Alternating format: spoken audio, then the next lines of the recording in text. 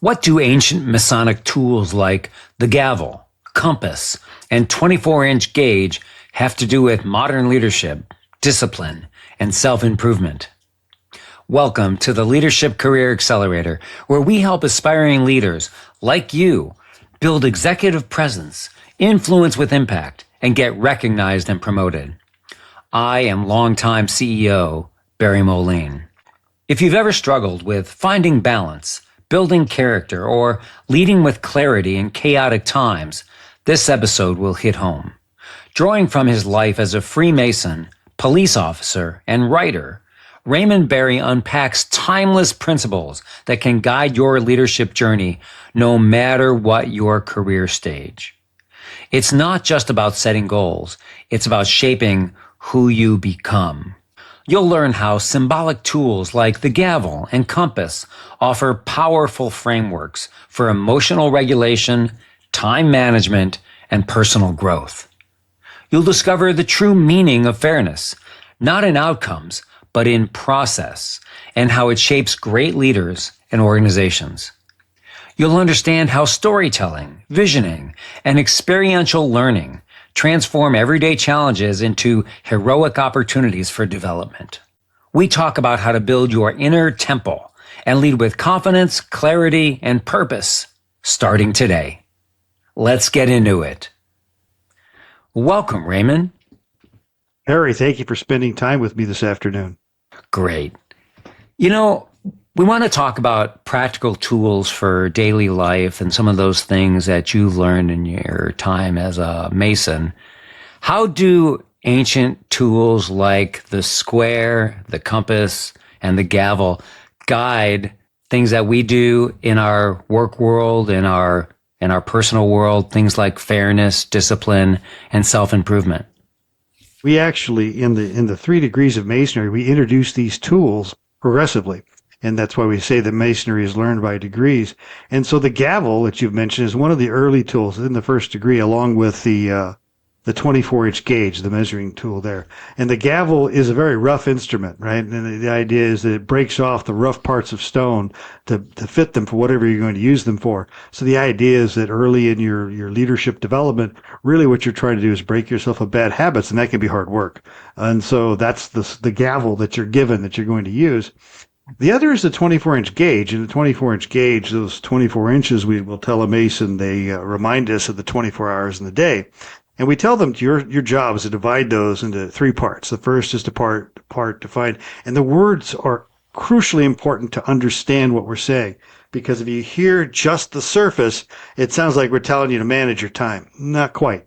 But we tell you that the first thing is you have a duty to your maker and your fellow creature. You have a duty to your usual vocation and a duty to yourself, rest and repose. And so those 3 things are equally important to us. And so let's take it, the first one, the last one I call the lifeguard rule. My 14th summer, I decided I wanted to be a lifeguard. So I went to the lifeguard school and did the training in the summer.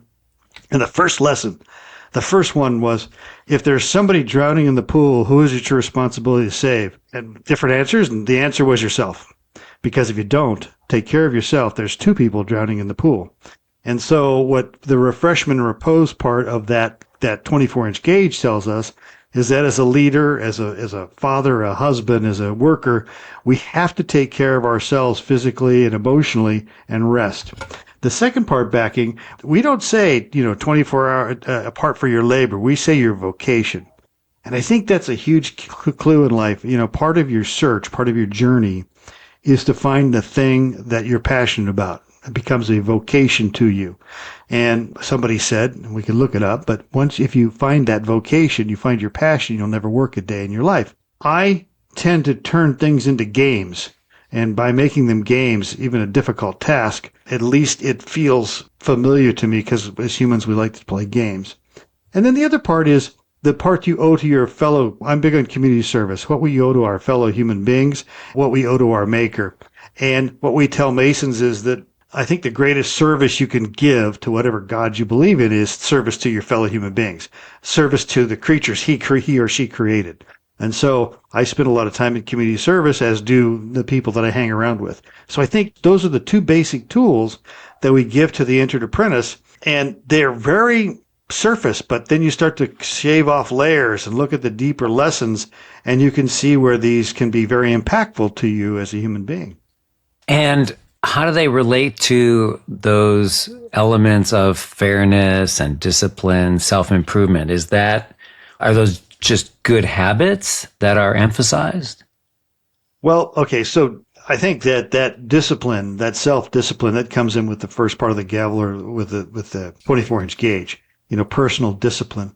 But fairness is a different animal. And so we mistakenly call things fairness that are not fair.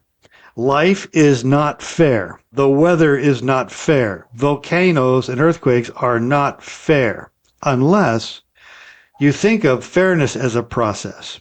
And so even in the judicial process, when we think of fairness, it's not whether you were guilty or innocent. It's, did you get a fair trial? Was the process followed? And so we're very big, especially within Masonry, in our meetings, to follow Robert's Rules of Order and some other ways that we can discuss issues, even sensitive issues, without at least trying to keep our egos in abeyance while we discuss them and focus on the process of how we do this. That's fairness. Fairness and outcome, I don't know that that's achievable, but fairness and process is always achievable. Yeah, that's fascinating. I think that's a perfect either perspective or definition of fairness, because we tend to think about, oh, you got a bigger slice of cake than I did. That's not fair. No, fairness is going through that process and doing the best we can to make sure that everyone is treated to the extent possible equally. That was the process followed. And I like your analogy to the judicial system. Quick, funny story. I once was chosen to serve on a jury, and then they have this interview process. They interviewed 18 potential jurors to find 12. And every juror that they interviewed, they asked if anybody in their family, including themselves, had ever been adjudicated in the judicial system. Have you ever been in the system in some way? Somebody arrested, somebody accused, whatever, gone through the system.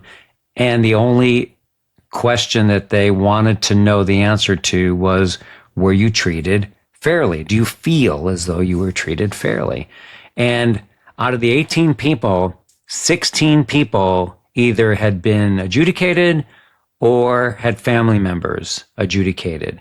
And all those people said that yes, they had been in the system. Some people had been guilty. Some relatives had gone to jail, but the process treated them fairly. And by the way, I didn't have any friends or family that I knew that had been adjudicated in any way, which was very odd. I just really thought. I mean, other than getting a traffic ticket, I hadn't had any experience, and sat there and thought, that's weird. I'm the outlier here. And then when it was all done or close to being done, the judge sat back and said, now I just want to ask one more time.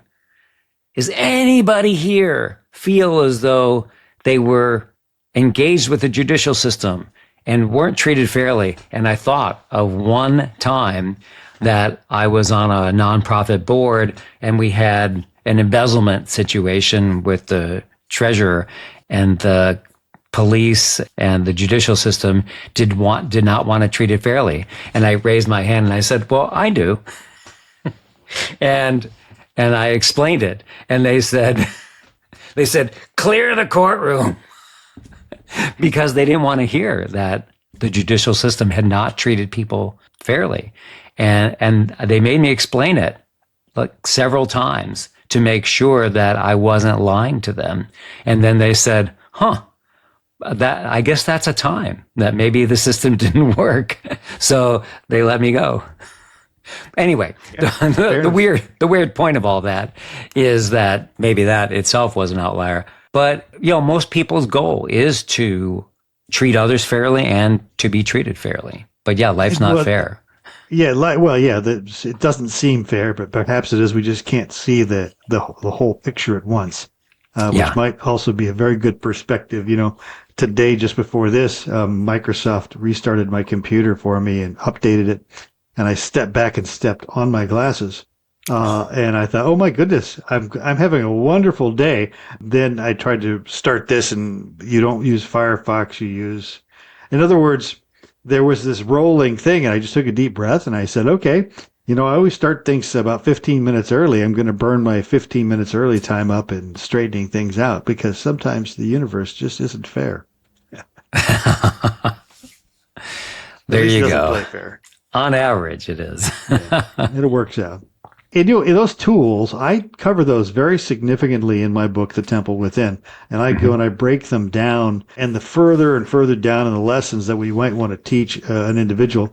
And as I say, those are things that are applicable to the Mason and the non-Mason. What the Mason gets out of them, last night we did a second degree, a fellowcraft degree in the lodge, and it was a young man. And at the end, I stood up and I congratulated him. And I said, okay, the nice thing about being an old man in lodge is I see young men your age, 22, 23 years old, and I can see before you the journey that you're going to take. And I'm excited for you.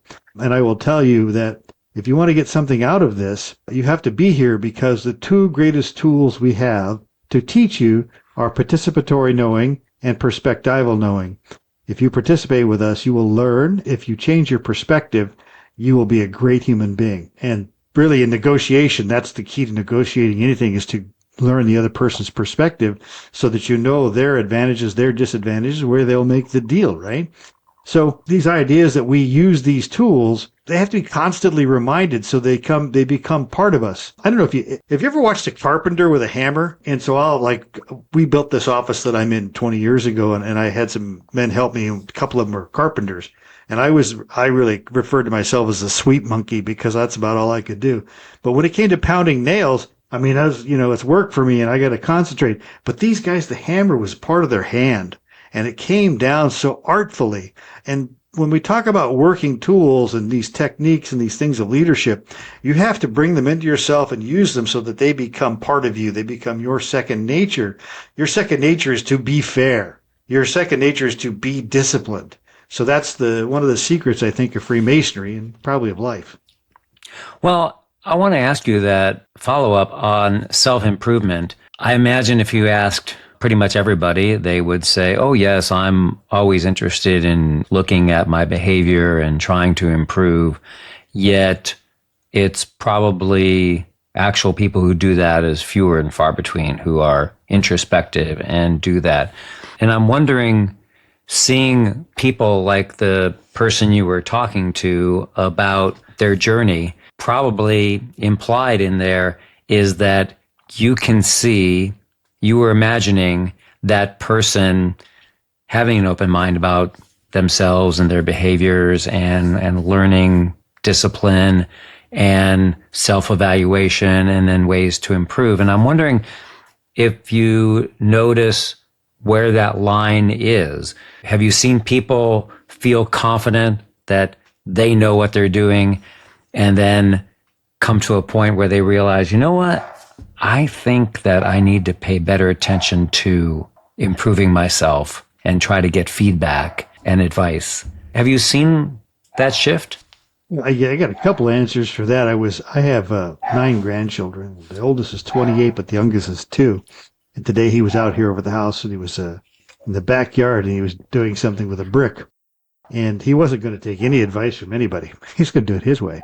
And his way wasn't going to work, but he had to do it his way.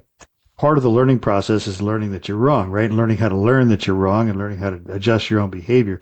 And so many people are stuck there, right? You just got to help them figure out that that's what it is. And again, this is another thing that we talk about and I got this lesson, by the way, from Homer Simpson. See, Homer Simpson, there's a scene, and I never watched it. I see these clips occasionally, but I saw this one clip. He is drinking vodka and mayonnaise. And Marge says, you're going to feel terrible. That's going to make you terrible.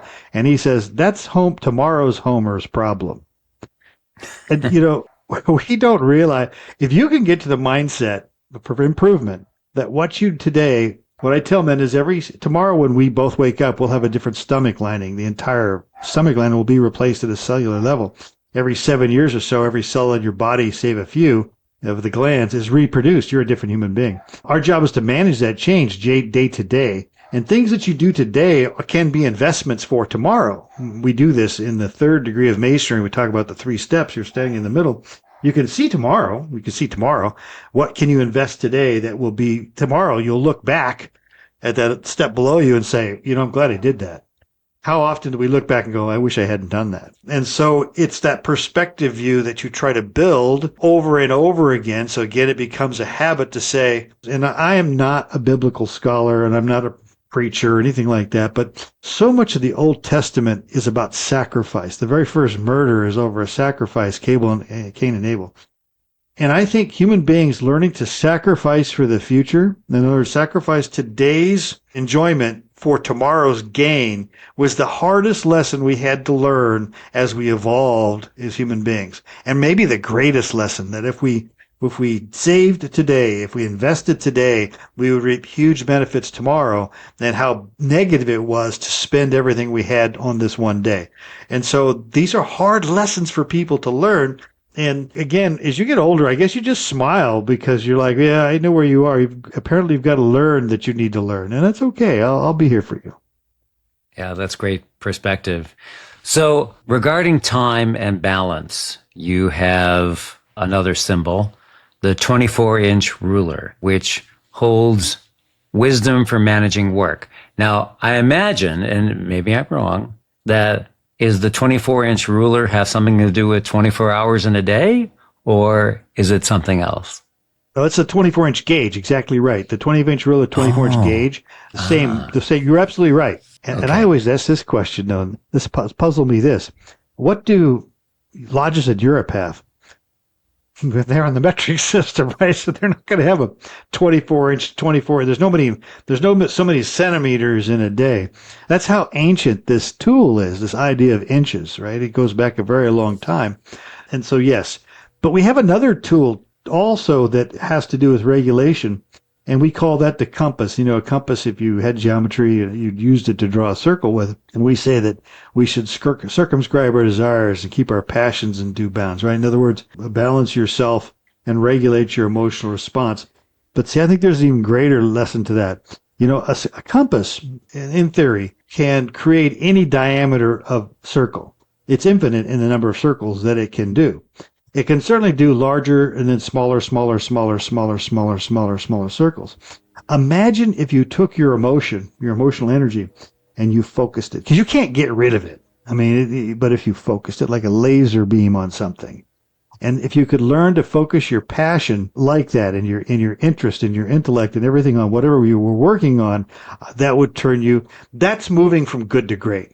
The great people are that focused on what they're doing, and that's that movement. And so I think, again, it comes back to that earlier thing I said, how important it is in life to find what you're passionate about. Yeah, and focusing is tough, especially in a world where we are surrounded by our phones and our screens and billboards, TVs, you name it, and also lots of pings and noises and things that are gathering and catching our attention in a variety of ways. Achieving focus is difficult.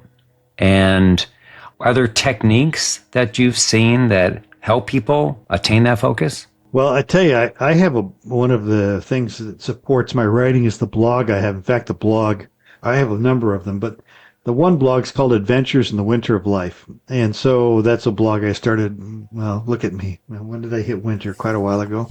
And I just wrote an article, an essay on the all-seeing eye. The all-seeing eye, you see that above the dollar bill in the pyramid, and it's an ancient symbol. It is not Masonic, more or less. It goes back to the Egyptians. We use it, but we've borrowed it from long, long ago. And so the first thing people will see, they'll say, well, divine providence is constantly watching us. And I thought, well, maybe that's true. But I do know that this is true. The one person who's always watching me is me. I know everything there is to know about me. I know when I am screwing off. I know when I am focused. I know when I'm doing wrong. I know when I'm doing right. And I spend my life trying to secretly do right, that only I know about it. I like to do things that only I know about, but they're good things and they'll manifest themselves. And I may never see it happen. In fact, if I don't see it happen, that's even better because I get to imagine it happening. But the all seeing eye is really that self regulation, but it's more than that because one of the things that we have to do, and if you're going to recognize this, many of your listeners will recognize this, is think about that eye focused not on tomorrow's anxieties or yesterday's traumas. Again, you're the person in the middle who's focused today. The watchfulness is on what's going around you. Now, sometimes we call that mindfulness. Sometimes we call that Zen. But if you practice that, you practice getting into that moment. And again, I'll go back to our ritual. Every past master, that's the guy in charge of the lodge, who gives these long lectures that we give, and you have to memorize them. Every one of them, to an individual, will tell you that as they're giving them, they'll have a moment where they feel as if they're outside their body because they enter a flow state. They have a transcendental experience by having something so inculcated into them, it's coming out of them verbally, and then their consciousness is standing aside going, well, you're doing a pretty good job.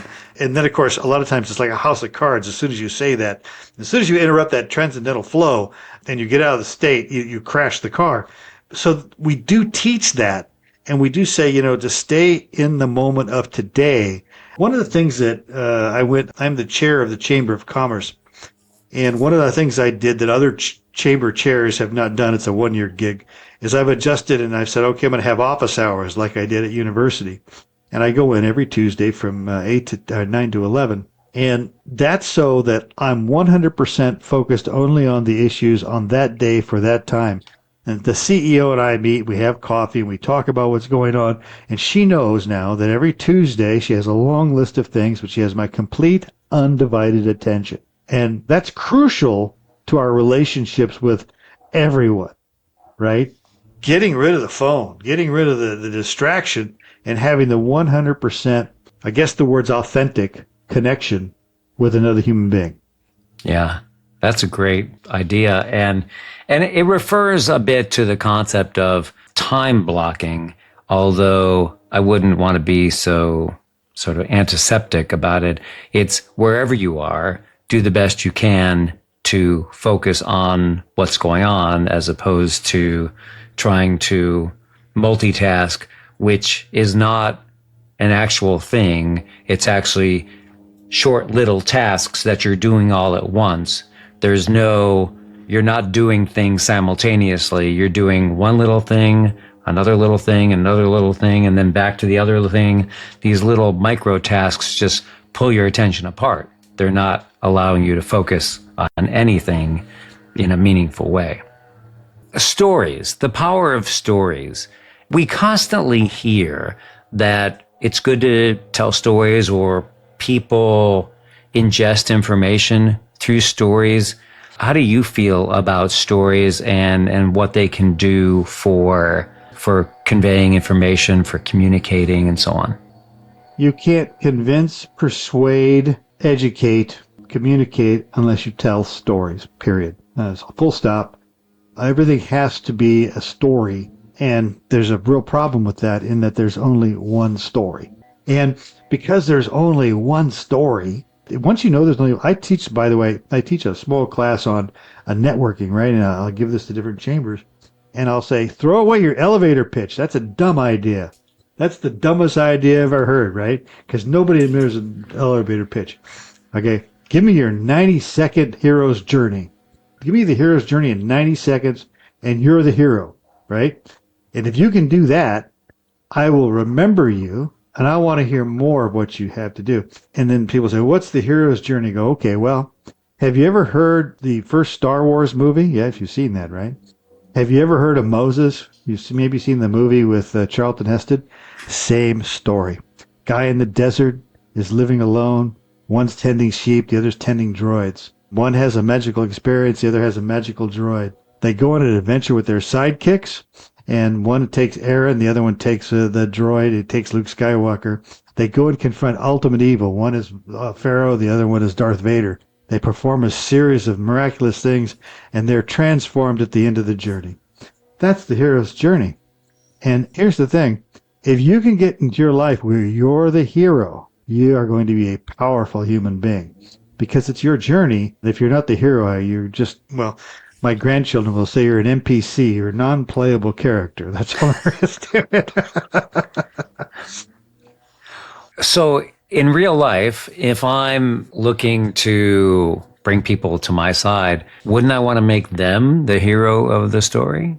No, man, everybody follows the hero.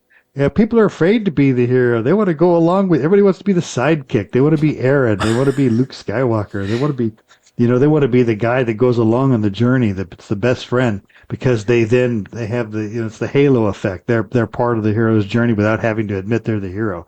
To admit you're a hero, to take a heroic journey in life it's just courageous. And we meet those people who are just courageous about this thing. They just take it by. That doesn't mean, by the way, that your life doesn't occasionally suck. It doesn't mean that you don't feel pain. It doesn't hurt. You're not Right. bored. You're not lonely. But you're the hero, and heroes work their way out of that stuff. I do work to make you feel like you're the hero in every conversation. That's true. That's true. Well, I'm wondering what stories do to things like building resilience. Is it, I hear a story, I see how someone else or some other group got through a difficult situation, and therefore I can transfer that to my life and say, huh, I can do that too. I'm inspired to do that. Is that a concept that you're thinking about? We certainly do that, but one of the lessons that we teach in the third degree of Masonry has to do with we have this checkerboard floor, this tiled floor. It's black and white squares on it. It's got this golden border. And the first thing people will tell you is, well, through life, you got to make decisions, right? All right, wrong. But the truth is, as you walk around on this floor, guess what? You can't always walk on the white ones. You got to touch the black ones. And if white is light and black is chaos, that means as you walk through life, you're going to touch chaos. But the firmer you're rooted in your values, the deeper you're seated in the light, the more you're going to be able to enjoy the transformative nature of chaos, right? Creativity only comes out of chaos. It doesn't come out of light. Because in light, when everything is visible and you can see what's going on, it's working perfectly, who creates in that? We create when there's a problem.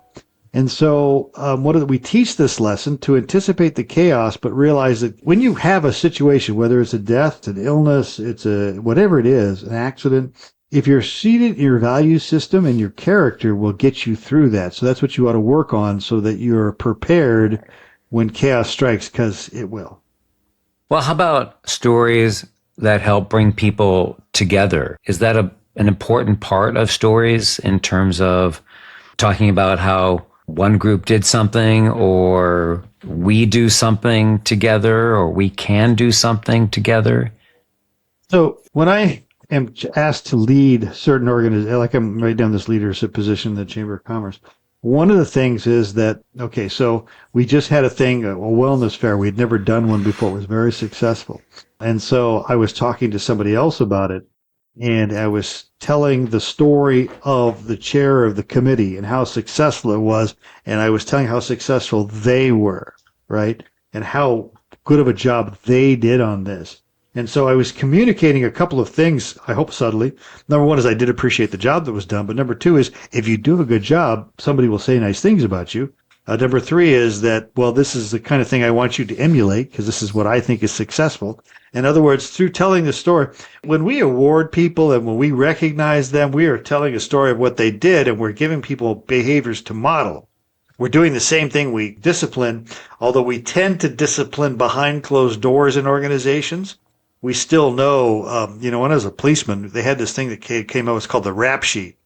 And every month, once a month in roll call, the sergeant would sit up there and he'd have the rap sheet and he'd read the rap sheet and he'd say, 10-day suspension, drunk driving, da-da-da-da. He'd go through the list. It was for the whole police department. Didn't tell you who it was, but it tells you what they did and what they got. Well, lost his job, reprimand, and by telling the stories, we knew, well, okay, there's some hard boundaries out there. I don't know that I want to touch those. So everything we get, we go back to the comment earlier, it's all storytelling. And if you see that it's all storytelling, then you can improve your communication. Very interesting. I want to talk about character. And I think you convey this as the inner temple. You talked a little bit about this is building your character is some of the hardest work that you do, stepping on the white squares and the dark squares and the difficulty of that as well. Can you talk a bit about how to develop your character and that level of maturity and fairness and so on? I think that all of life is experiential. Obviously, I've written a 455-page book called The Temple Within, and that's about building, and I want you to go read it. But the truth is, it's experiential, right? And in fact, that's the way, and another interview was focused on writing, right? And I'm pretty successful as a technical writer because I have a theory. I think as a writer, I bring about 15% to the experience. You, the reader, bring the other 85%. You bring the context, right? You bring what you believe in. And so you're actively participating by reading what I've written. And so that's the experiential part of it. But you've got to go out in life and you got to fail and you have to succeed and you have to work on it. And so I think it's experiential when it comes to building your inner temple. And I think if you take these attitudes, I'm on a hero's journey, which means a transformational journey, and there's going to be ups and there's going to be downs.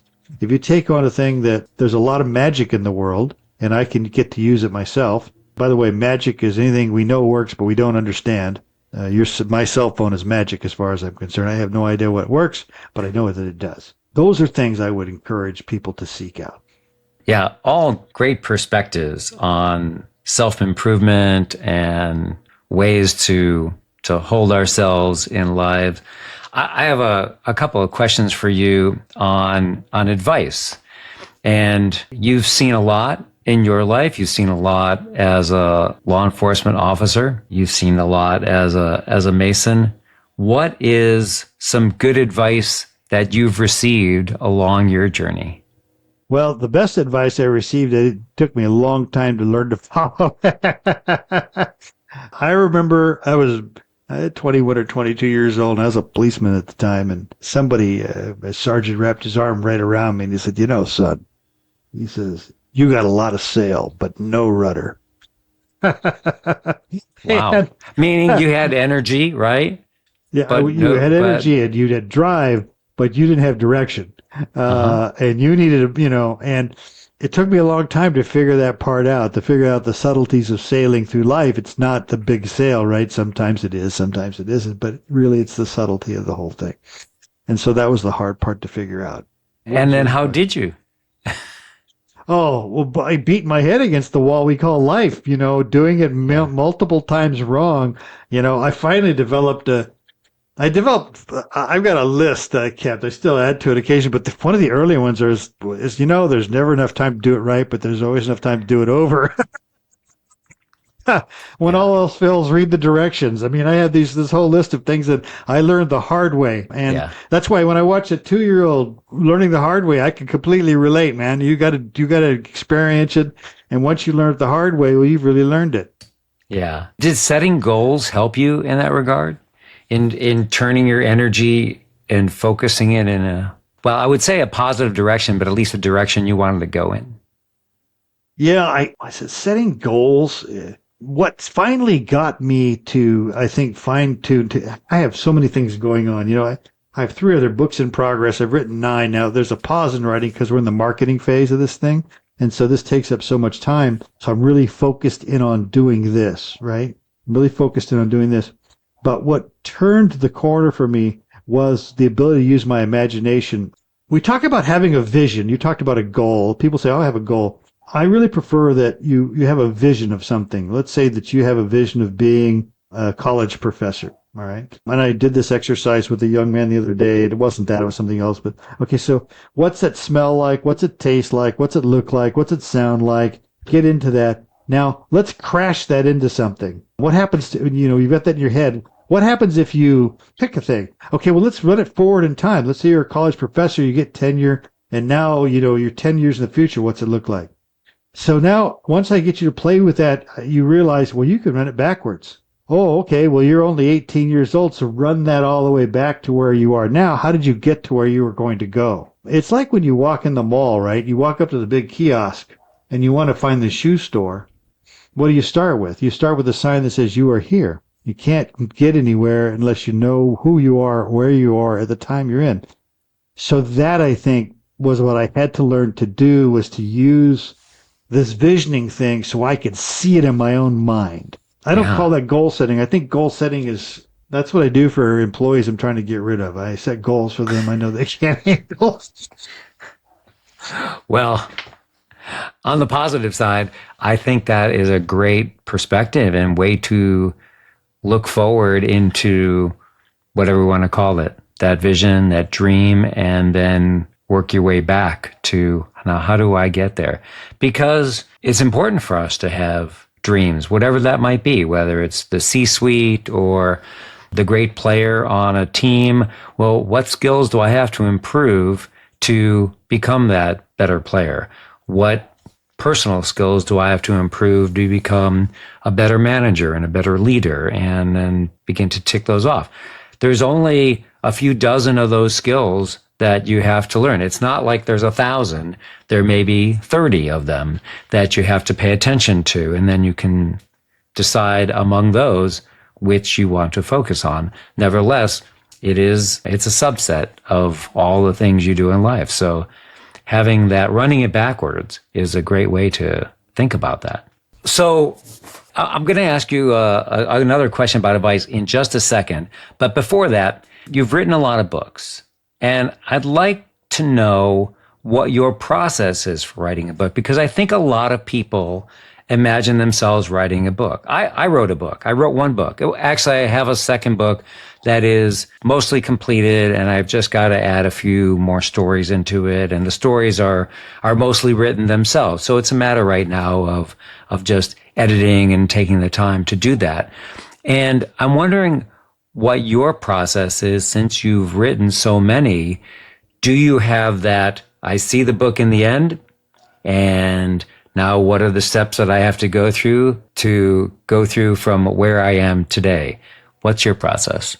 What is exactly that? In fact, I'm going to tell you, to learn to do this, pick a very small project, very small thing, imagine it, do this visioning aspect where you're going in and out, and backwards and forwards, sideways, crash it into stuff, and then do it.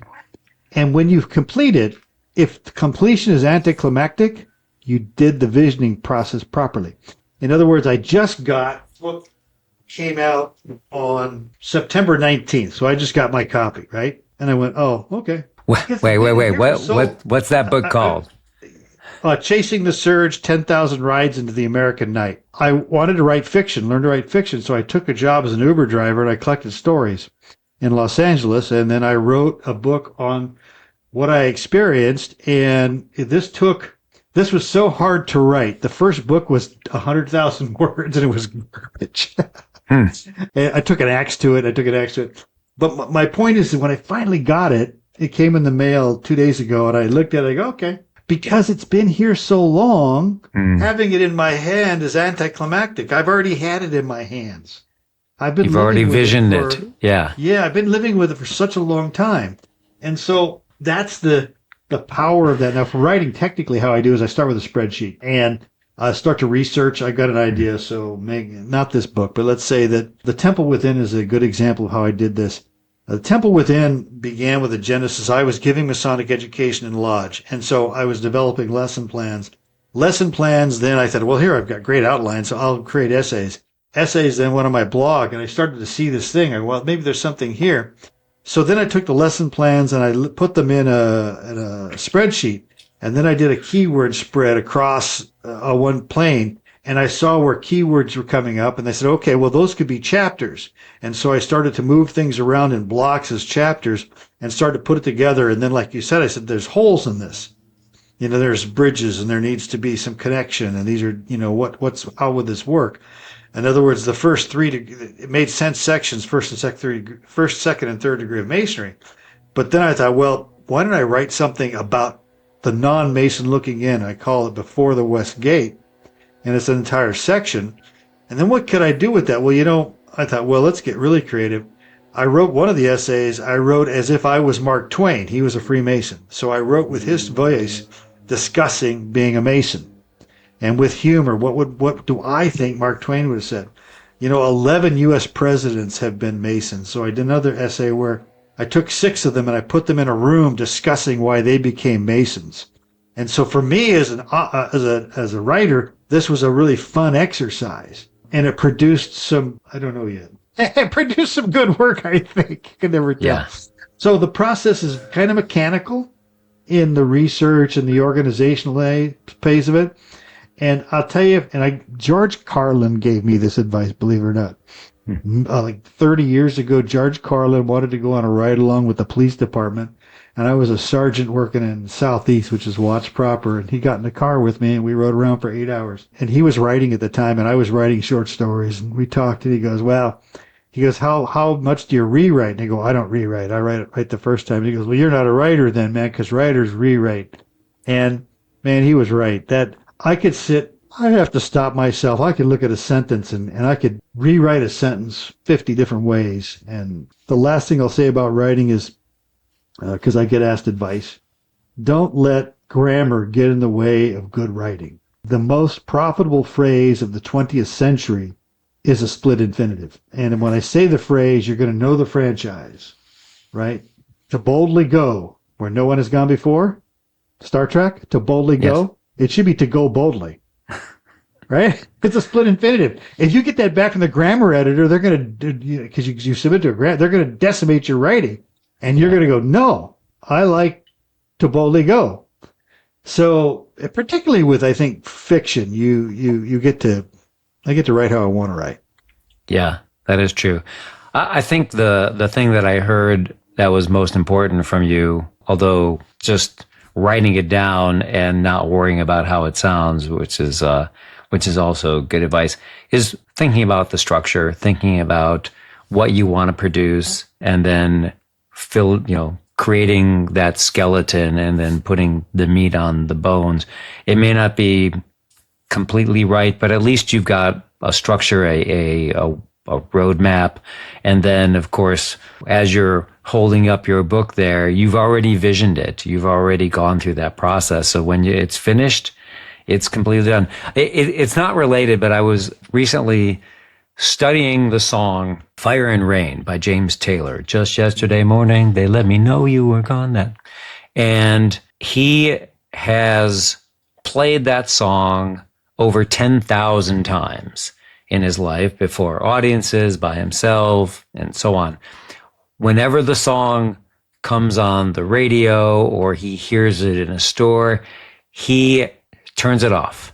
He gets out of the story. He doesn't like listening to it, but he loves playing it. And it's just something that he's experienced that vision. He's fine with it. He doesn't need to hear it another time, but he knows how much people love it. So he loves talking about, or loves performing it. In your case, you could talk about your book, but you don't need to get in there and read the book, or you're fine with, with holding the book or setting it aside. Right. No, what the other thing about, I'll tell you, this again, another personal cue for me. I don't give any input on book covers anymore. The last 4, I've given the book to somebody and said, read this and do the cover. And in the last 4, and when it comes back man, I couldn't have done that any better. That's dialed in. You read my work and you got it. See, that to me, that's actually the final test. And it hasn't kicked back yet, but if a cover came back and I thought, oh man, that's a shitty cover, I wouldn't question them. And this is me, though. I'd question myself. Yeah.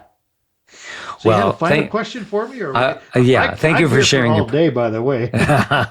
Thank you for sharing your process. I really appreciate that.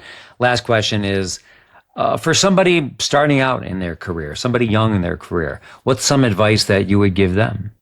And I've said this to my children and to my grandchildren and to everyone around me that has ever asked me. I think it's been a decade since I gave unsolicited advice, so you'd have to ask me. But if somebody who's really young, what I would say to them is that this is a buffet. Take your time and get a little bit of everything. That is good advice. Yes. Take your time, look around, and then experience, the things that you want to experience. But yeah, try a bit of everything. That's really good. Although I'm still not too keen on skydiving. I haven't tried that, and I'm not sure I'm going to. But one of my daughters One of my daughters is trying to talk me into that skydiving thing. So All right. Well, it's still on the buffet for you. I don't know. Raymond, thank you so much for taking the time today. I've really enjoyed our conversation. As did I, Barry. You have a wonderful afternoon. Thank you. Wrapping up, what's one thing you can implement today? Well, I'm conflicted, so I've got two ideas to implement today. One is self-improvement through discipline. You've got to focus your attention to learn and improve. And the second is balance your priorities, your duty to others, duty to your vocation, and duty to yourself through rest, including the lifeguard rule of taking care of yourself first. Thank you for listening, and congratulations. You are a member of the End of the Show Club. If you have any questions or want to get in touch, you can send me a note. The address is leadershipcareeraccelerator@gmail.com. And check out and engage with me on Substack at Leadership Career Accelerator.